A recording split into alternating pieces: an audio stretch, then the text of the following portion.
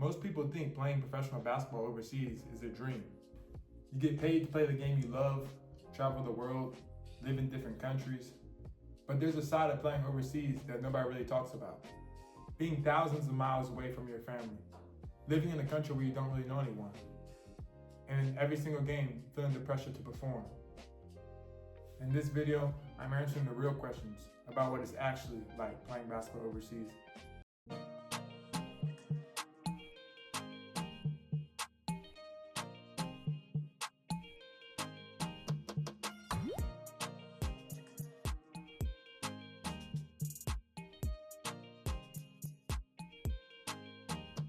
A lot of people ask me questions about what it's really like to play basketball overseas.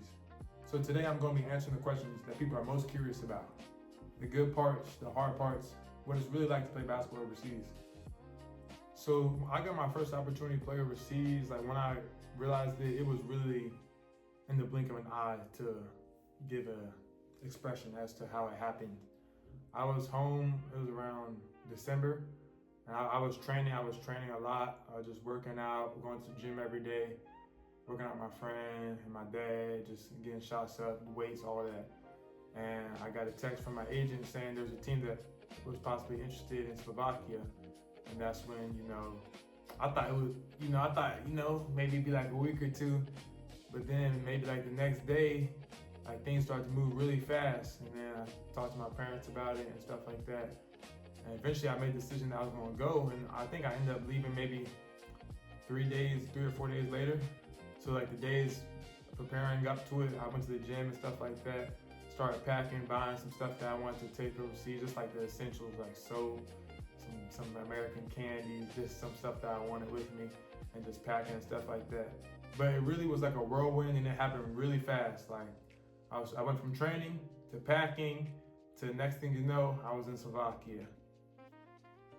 The moment it really hit me that I was living like in a whole different country for real was when I looked at my Life 360 and I seen like my family versus mine, and like I was on the whole other side of the world. Like it was crazy looking at it like that.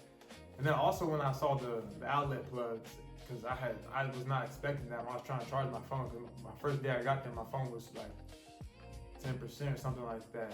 And I'm like, bro, I'm like, how am I supposed to charge my phone? Because it wasn't plugging in. So then I realized, oh, like this is different. I gotta adjust. I gotta be ready for stuff that I'm not used to because I was not prepared for that. The biggest culture shock I've had since being overseas is probably more recently when I came to Poland. Just how many people walk everywhere. Like people have cars for sure, but like there are always people outside walking somewhere or taking like maybe the bus or something like that. But you like when you're driving around, you can see people walking. And that's why I feel like a lot of people over here are in pretty good shape because they walk places. And even like the rules, like when you're driving, and unless it's at a major intersection, there won't be like a light to tell them to walk. So they'll just walk across. And most of the times, especially if it's dark, you can't really see very well. So you gotta be really prepared when you're driving here, in my opinion, because people just walk across the street and you don't want to hit them because you'll be at fault. So that's something that I definitely have to adjust to.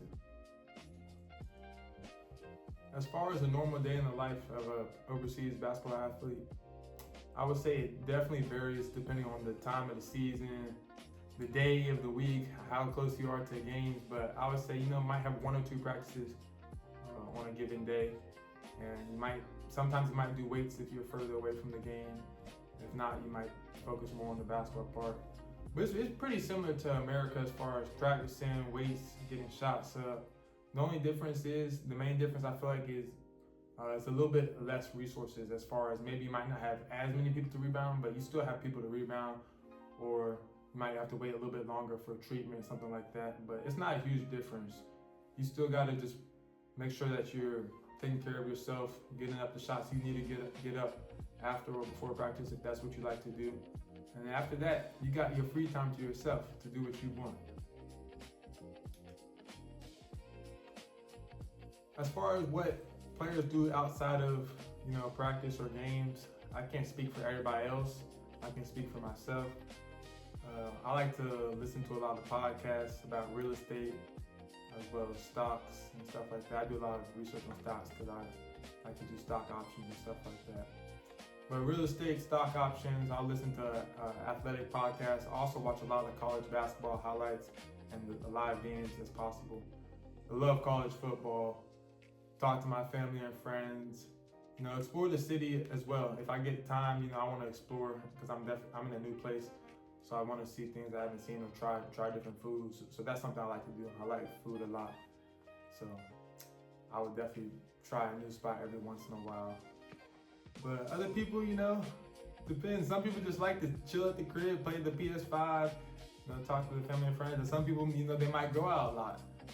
But I'm more somebody that I'm more inside most of the times, unless I have a reason to go out for real. But I try my best with the time I get off to be productive and not just waste my time playing video games all day, because that's not very productive in my opinion. That's not gonna get me to where I wanna be in life. So watch Bible study, watch church, or do something that I don't get to do when I don't have the time. So maybe if it's called reading or learning about life insurance, or maybe eventually I want to possibly get my real estate license, stuff like that, to where it will help me out in the future. As far as the pay overseas, it varies depending upon your value, just like in the corporate world or any business world, honestly. If you bring a lot of value, if you're a valuable piece to the company, to the team, whatever you want to call it, then obviously they're going to pay you accordingly. So just like if you're starting out in your career working for Microsoft or working for Apple, I don't know. Obviously you're probably going to start lower than where you might be in the next 10 years. So same applies to sports, to basketball overseas. When you first start off, you're going to have, most likely, unless you are some really big name, you're probably going to start off at a lower level, but the thing is you have the opportunity to continue to go up, but that depends upon how you do. You're in control of your future. You control how you play, you control what you put on film, how you contribute to your team. So as far as the pay goes, it really depends upon you. If you really want to try to get some estimates as far as what you could possibly make overseas, I would best recommend, maybe using ChatGPT or Gemini, some AI platform, and just, type in the league or the division and stuff like that, and just look at estimates or averages. I'm not saying they're 100% accurate, but you can get an idea of the range of money that you can make. But the hardest part about playing overseas isn't even the basketball. When it comes to pressure, I don't feel too much pressure in any games, honestly. This is a job at the end of the day. I've played basketball for a very long time. You always get butterflies and stuff like that. But I view it as an opportunity to play the game I love and to make a career for myself. So I don't feel too much pressure, But it's definitely something I love to do. So I just think of it like that. Tell myself, go have fun.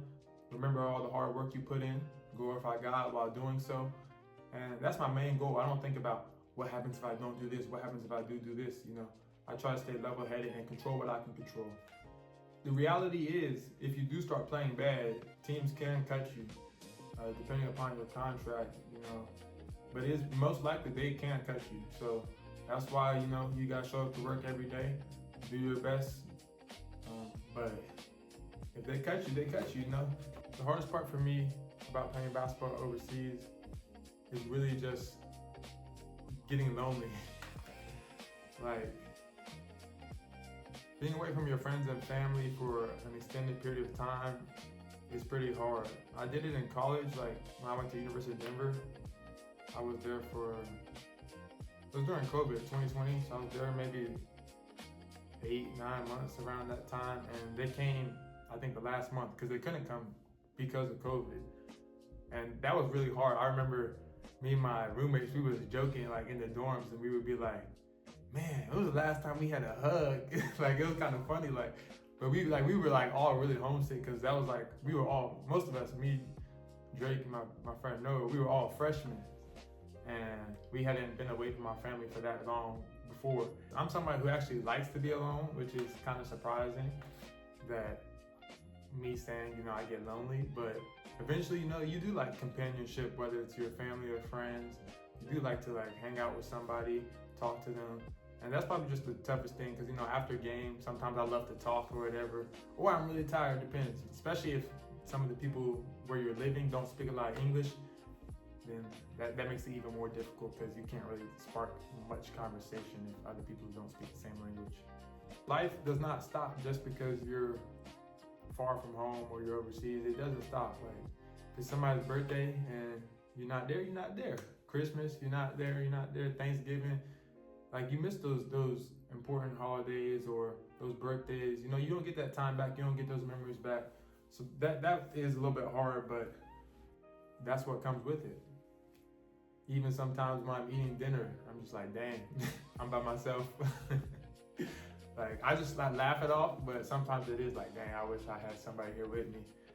Me who grew up around my family my whole life to now where I don't really have anybody with me, it does become difficult. One thing that I think is a misconception about overseas basketball is that it's easy. And that's not the case.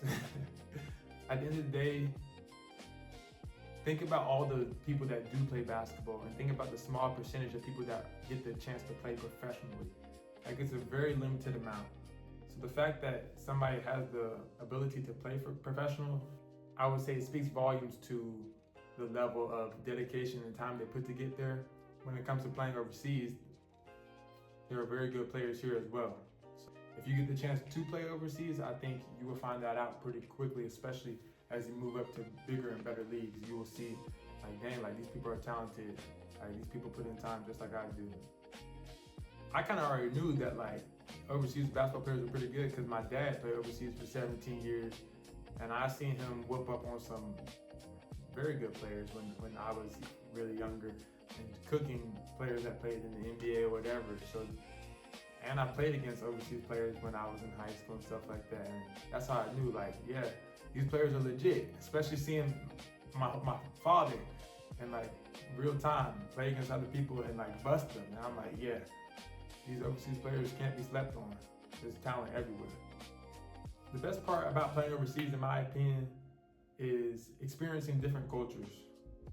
I love to experience different cultures. A lot of my friends are from like Cameroon, the DR, or just South Sudan, who knows? Like, I love experiencing different cultures, getting to learn different customs, learn different music, whether it's Afro beats or music I've never heard. Like, I hang with my friend Russ and they put me onto some French music and I'm like, yo, this is hard. Like, I like this. But because I love like different cultures, I feel like that's what makes it really cool playing overseas, because I get to experience something different that I probably would have never had the chance to, because I wouldn't have thought, hey, let me just go to Poland today.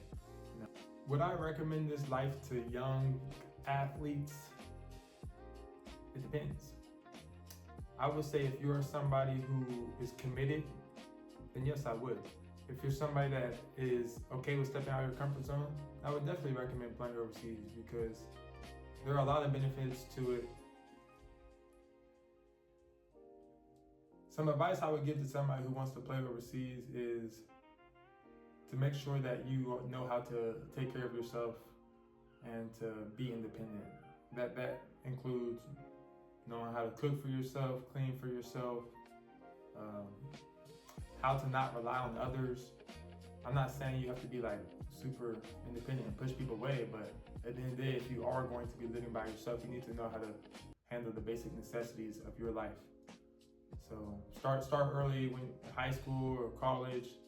Cook every once in a while, make breakfast every once in a while, make dinner. Those things will add up, and once you eventually, if you come overseas and you end up like living by yourself, you already have all that handled and it'll become very easy. So, is the overseas basketball life really worth it? I would definitely say yes. I would say yes. But once again, it depends upon you. All this information I gave you, I feel like you can make a good judgment on whether or not this is the life for you. But for me, I think, this is something that I am willing to do because I see the bigger picture. I know what I want for myself. I know what I want for my future family. And I'm trying to take the step to get there. So yes, it's definitely worth it for me.